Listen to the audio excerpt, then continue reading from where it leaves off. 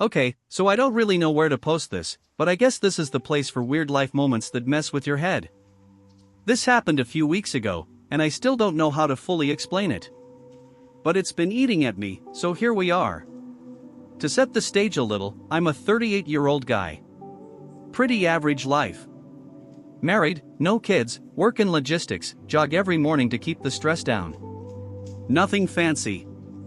My wife, Tara, is a high school art teacher, quirky, smart, has this calm energy that used to ground me. Used to. Anyway, one morning, I went for my usual jog. I like to loop around the park near our place. It's got this big open field where local kids play football. Most mornings it's quiet, just me, some old-timers walking their dogs, and the occasional group doing drills. But this particular morning was different. As I came up around the field, I noticed this group of teenagers, probably 16 or 17, in full gear. Helmets, pads, the whole deal. They looked like they were running real drills. One of the kids saw me and yelled, "Coach." Then another one echoed it, "Coach is back." I looked behind me. No one there. They were talking to me. I actually laughed at first, thinking it was a joke or mistaken identity. But they started jogging toward me, excited. One of them fist bumped me. Another asked, "You bringing the cones today?" A third one just stared at me and muttered, "Didn't think you'd come back after what happened." And that was the moment my stomach dropped. Because I didn't know these kids. Never coached them. Never seen them before in my life. But they were convinced I was someone they knew. Someone who'd coached them. Someone who left after something happened. That's when I felt the first twinge of something being really off. Not just mistaken identity, something else. And it only got weirder from there. So I'm standing there, awkwardly half smiling, sweat starting to bead on my forehead, and not from the jog. One of the bigger kids, the one who fist bumped me earlier, squints at me and goes, "You okay, coach? You look like you saw a ghost." I manage a chuckle and say, "I think you've got the wrong guy."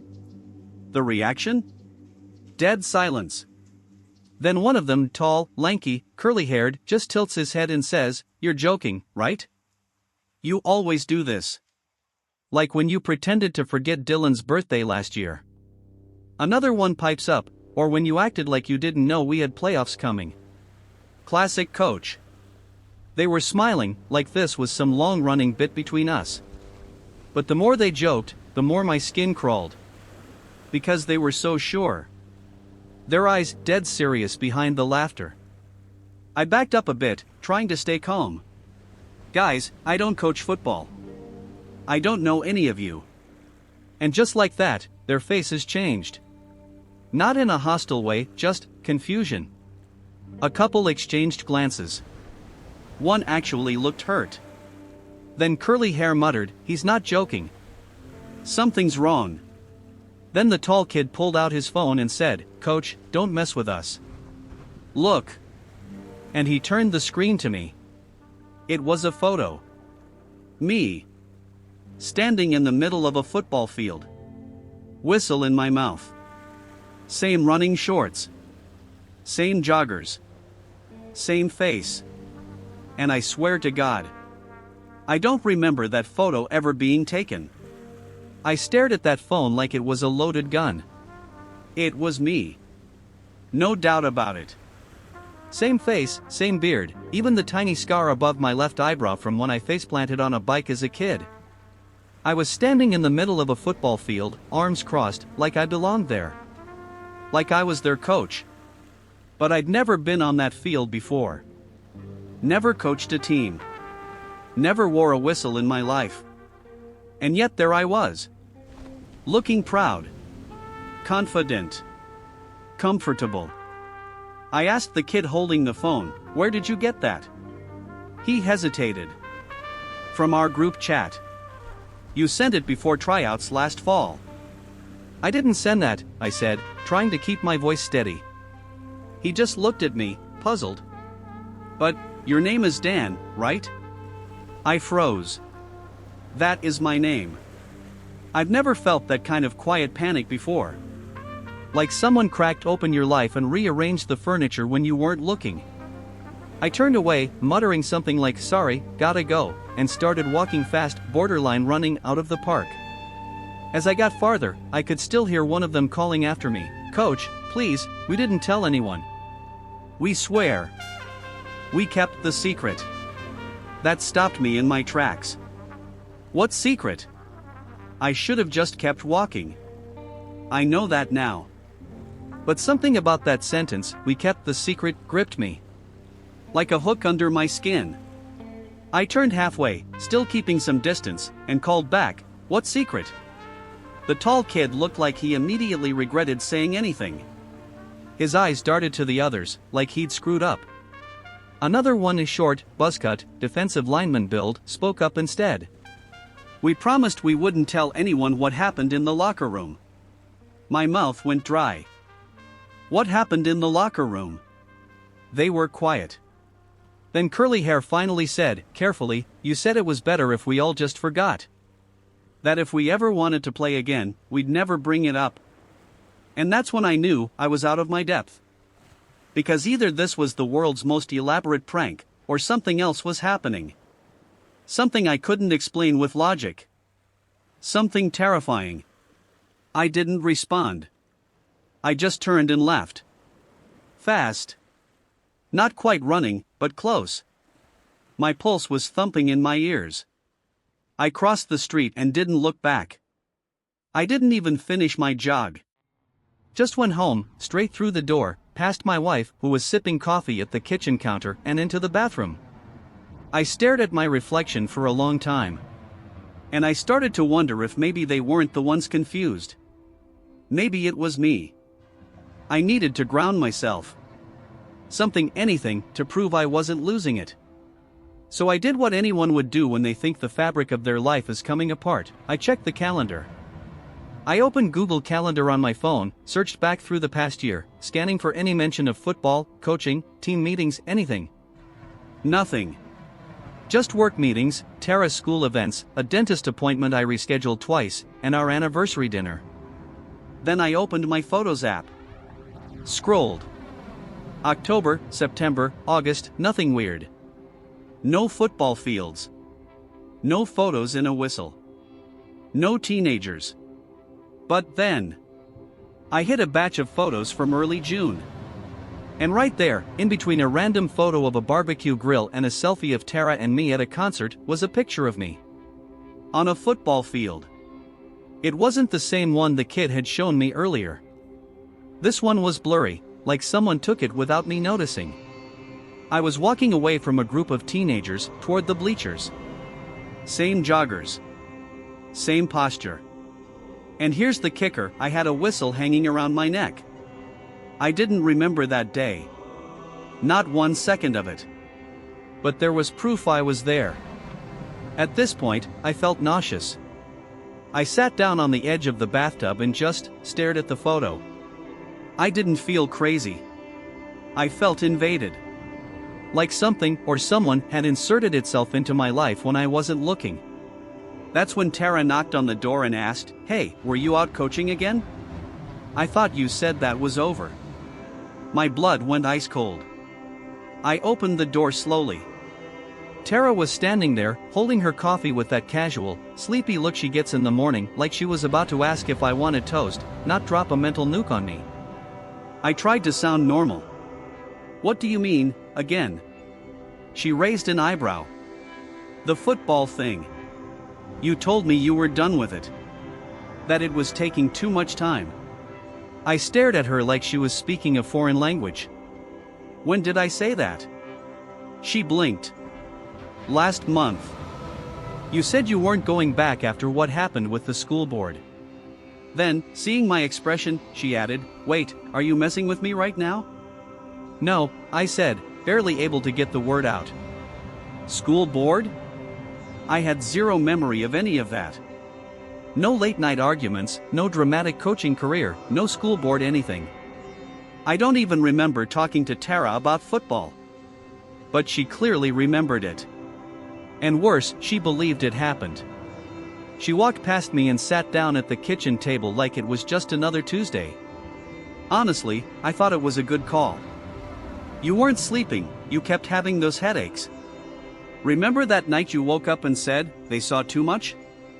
I felt lightheaded. Like I was in a dream where everything looks normal but feels wrong. I said, I don't remember any of this.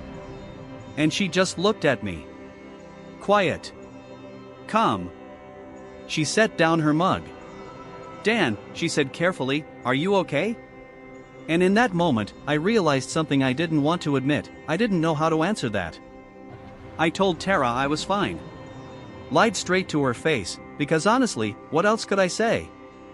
Hey honey, I think I'm losing chunks of my life to some alternate version of me who moonlights as a football coach for cursed teenagers? Yeah, no. Instead, I kissed her on the cheek, grabbed my keys, and told her I had errands to run. I didn't. I just needed to get out. I drove without a destination. Windows down, music off. Brain screaming. I kept replaying her voice in my head, they saw too much. I had no memory of ever saying that, but hearing it secondhand made my skin crawl. Eventually, I pulled into a strip mall and sat in the parking lot of a closed-up Blockbuster-turned-nail salon.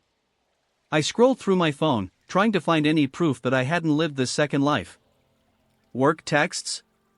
Normal. Boss complaining about shipments. No mention of time off. No weird gaps. Group chat with my brother?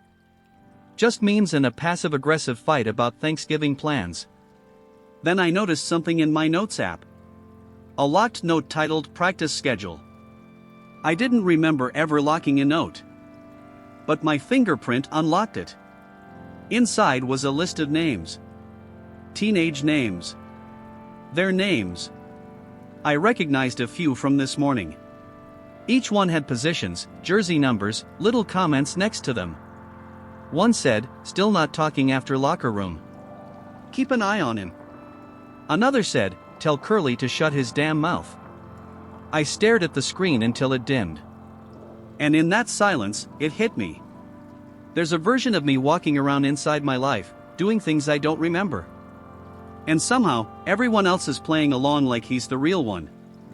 I sat there in my car, gripping the steering wheel like it could anchor me to reality. I was terrified to go home. Terrified that if I walked through that door, I'd see a photo on the wall I didn't remember taking, or Tara would hand me a clipboard and say, don't forget your meeting with the parents. I had to know more before I lost what little grip I had.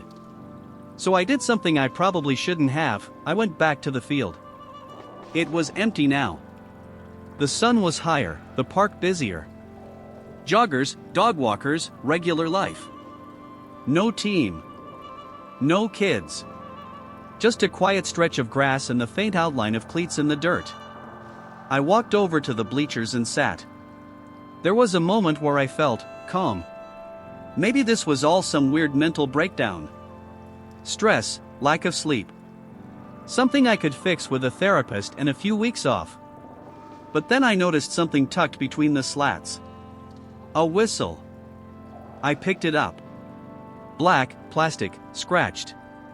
Looked like it had been used a lot. And there, in faded silver Sharpie, was a name. Coach Dan. That was when my phone buzzed. New message from an unknown number. We saw you come back. Meet us at the equipment shed. No cops. There was no name. Just a time, 5 p.m. And a location tag. The far end of the field. I looked around. No one watching. No kids in sight. So I sat there, staring at the message, my reflection warped in the black plastic of the whistle. And I made a decision. I was going to meet them. Whatever this was, I was done running from it. By 4:58 p.m., I was pacing like a man about to open a cursed tomb. The equipment shed was exactly where the location pin said it would be, tucked behind the old scoreboard, half covered in ivy, padlock dangling open like it had been left in a hurry. It didn't look like anyone had touched it in months. At 5 o'clock on the dot, I heard footsteps. 5 of them. The same kids from the field that morning, curly hair, buzzcut, tall kid, and 2 others I hadn't seen before. They didn't look surprised to see me. Just tense. Like we were all showing up to the site of an old crime. Curly stepped forward first. You came. I nodded. I need answers. Buzzcut crossed his arms. You sure about that? I think I deserve to know what's happening in my own life. That got a small, bitter laugh out of one of the new kids. Funny, coming from the guy who told us we don't talk about it. Ever. I was losing patience. Listen, I don't know who you think I am, but I am not the man who coached you. I don't remember any of it. But you all do. So please, just help me understand. They exchanged looks. Curly rubbed his face like he was fighting an internal battle. Then he said, You're not him. Not exactly. What does that mean? He hesitated. We think something happened during that last game. You collapsed. Said you saw something. After that, you changed. You got colder. Meaner. Like you were still you, but not. Tall kid added quietly, You said you remembered everything. But we knew you didn't. Then the new kid, the youngest looking one, stepped forward and asked a question that chilled me to my core. Do you still have the key? I blinked. What key? The kid's eyes narrowed. So you really don't remember? Buzzcut pulled something from his pocket, a small metal object on a chain. He held it out without stepping closer. I recognized it instantly. It was identical to the key I'd found in my junk drawer weeks ago. I had no idea where it came from. No tag. Just a number etched into the side, 47. I'd almost thrown it out. Curly Hair nodded at the one in Buzzcut's hand. You gave each of us a copy. Said if anything ever went wrong, we'd know where to go. That you had a plan. But then, you disappeared. I felt a weight press down on me. Like my body suddenly remembered carrying something I'd long forgotten. I have one of those, I said slowly. Found it in my drawer. Didn't know what it was. That's your copy, the younger kid said.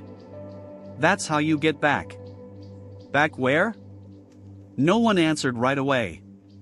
Finally, Buzzcut sighed and said, You built something. Out past the storm drains.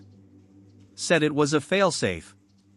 In case the wrong version of you ever got stuck on this side. Whatever the hell that meant. I laughed. Not because it was funny, but because it was so completely insane, I had no other way to process it. You're telling me I'm a clone? A doppelganger? From another reality? Curly Hair looked me dead in the eye. No. We're saying you're the real one. He paused. And whatever's been living in your house isn't. The words hung in the air like smoke. I couldn't breathe. I thought I was going to laugh again. I should have laughed. This whole situation was insane, right? A group of kids telling me I wasn't me? That I was some kind of imposter? But the look in their eyes? That quiet urgency? They weren't messing with me. They were dead serious. And they weren't finished yet. Tall kid spoke up, his voice low. You didn't just lose memories. You didn't just forget. Something replaced you. Replaced? I echoed. What the hell does that even mean? Curly Hair took a step closer. The guy who showed up after that last game, he wasn't you. Not entirely. You were gone, Dan. At first, we thought it was the stress, the games, whatever. But then, the guy who came back? He knew everything. Knew every kid's name, every play, every weakness. He knew things. About us. About you. I could feel my heartbeat picking up. What do you mean, new things? What kind of things? Buzzcut rubbed the back of his neck. The kind of things only you should know. Like what happened the night you went to the bar with your wife, and I cut him off. What happened? He met my eyes, and for a moment, I thought he was going to back off, change the subject. But he didn't. The fight. You don't remember it, do you? You don't remember telling Tara she was holding you back? That she didn't understand what you had to do to keep the team together? I froze. I didn't remember that. I didn't remember anything like it. The night he was talking about? I remember going out for a drink with Tara. But the argument? The words he said? That was completely alien to me. And yet, I could feel it. Like a distant echo, just barely touching the edge of my memory. Tara had never mentioned it. Had she even told me? I stood there, barely able to breathe, staring at the group of kids like they had just revealed that the sky was green and the sun didn't set. "You're lying," I said, but even as I said it, I knew I wasn't sure. I wasn't sure of anything anymore. Curly Hair stepped forward, slowly. "We're not lying, Dan. We're just telling you the truth. The truth about what happened to you.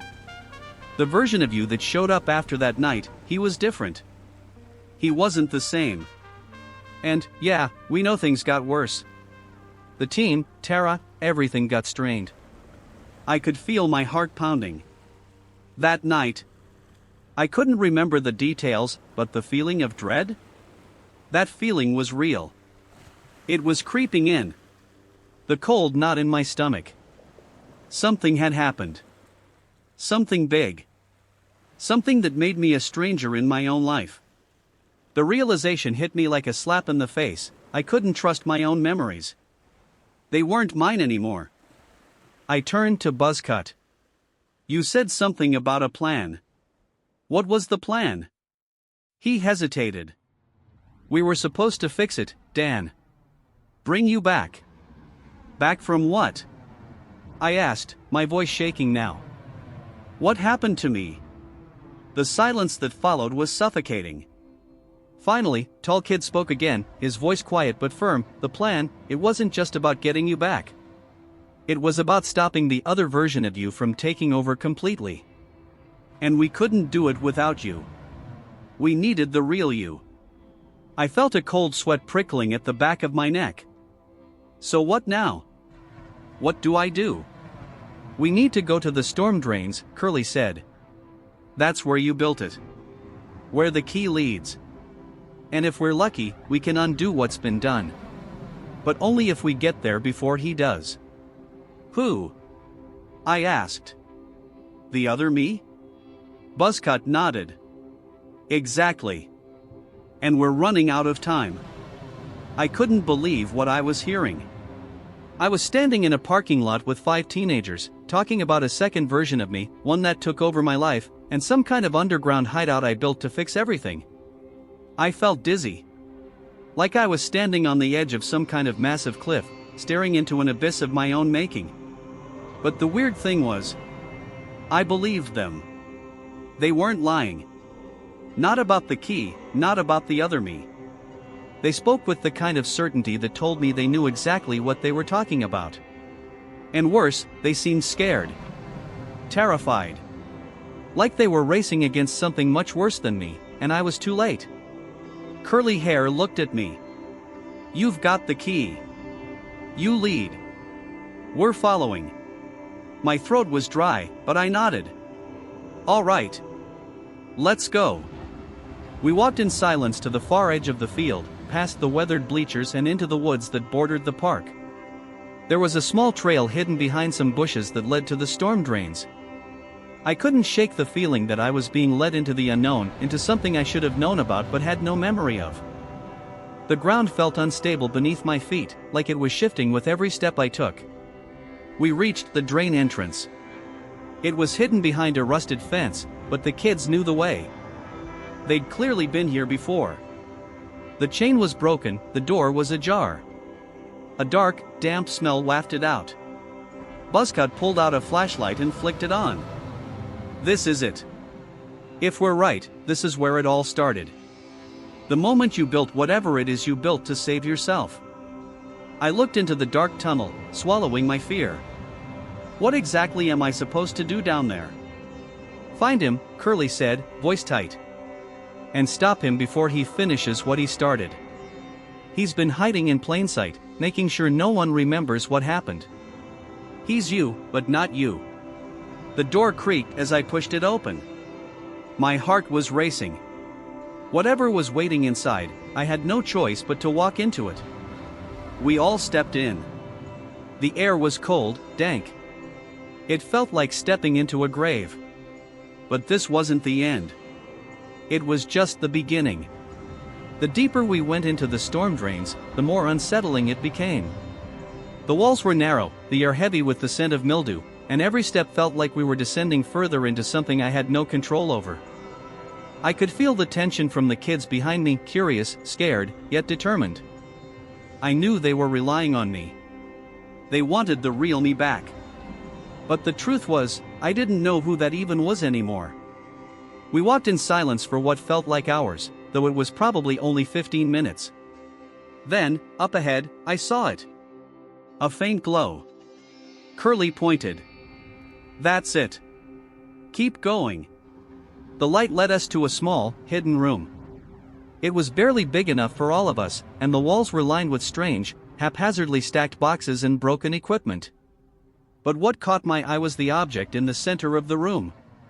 A chair. A metal chair, bolted to the ground. And strapped to it? Me. Or rather, a version of me. I froze in place. The figure in the chair looked just like me, but with an emptiness in his eyes. His skin was pale, and his expression, it was vacant. He wasn't asleep. He wasn't unconscious. He was just waiting. Is that? I choked, unable to finish the question. That's him, Curly said quietly. That's the one who replaced you. I took a slow step forward. The figure didn't move. Didn't even acknowledge me. But the room felt alive, like it was holding its breath. One of the kids behind me, tall kid, I think, whispered, "You've got to make it stop. Before he wakes up." I swallowed hard. My eyes were locked on the version of me sitting in the chair.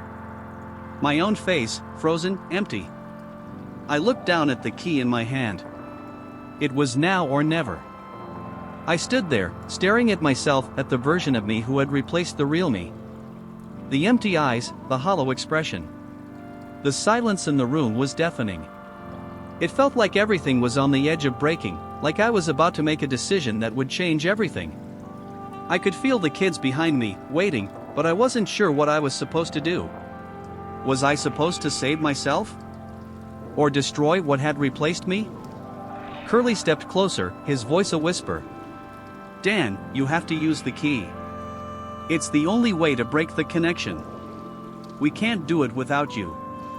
I looked down at the cold metal of the key in my hand. It felt heavier now, like it was pulling me toward something. Toward the chair. Toward the other me. It wasn't just about memory anymore. It wasn't about whether I could remember everything or not. This was about who I was and who I was supposed to be.